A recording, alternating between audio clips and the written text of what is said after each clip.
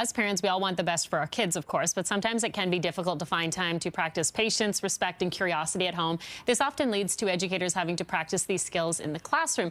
There may be ways parents can better support teachers and their child by practicing the skills. So joining us on this International Day of Education is Lyne Frank to talk more about this. Good morning, Lyne. Thanks for coming in on a very busy day. Yep. You have 20 years experience. You're very familiar with the education system. I'm wondering, with that experience, how you think we could better support our kids, our students, when it comes to the relationship between parents and teachers. Okay, you know, the list is long, but I know we're short for time, and I just want to address parents and teacher communicating together, working as a team.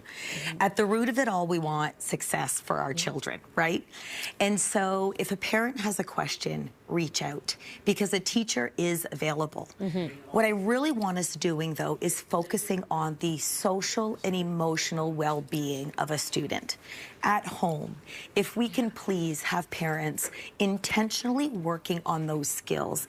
And what I mean by that is when we are feeling a lack of self-control, or we don't know how to interpret emotions, we have big reactions. And teachers are seeing that more and more in the classroom. So if parents could be speaking to the child eye to eye, face to face, it allows opportunity for the child to learn about emotions and create empathy.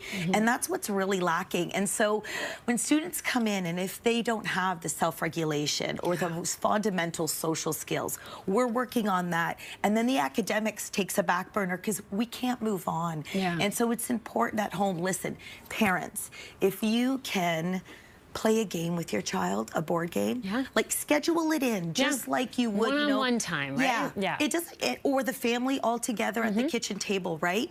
The one-on-one, the reading is equally valuable.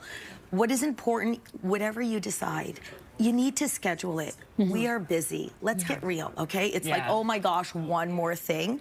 I want you to put it in your family schedule like you do skating practice, basketball. That's every day. Add that 20 minutes somewhere. Exactly. And so it doesn't have to be daily. Consistent, though.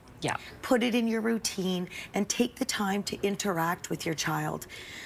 I have to address it, because it's international and it's a problem we're all facing, and that's screen time. Oh yeah, it's a concern for a lot of people right now. It's creating what we're calling tunnel vision. And so what's happening is the child is, and adults too, we have to be real. It's also us. We all have our phones on us. I just recently, I was telling you earlier, did a bit of research, and adults are just as addicted as our teenagers. And so it's hard for us to pull away and then pull our children away.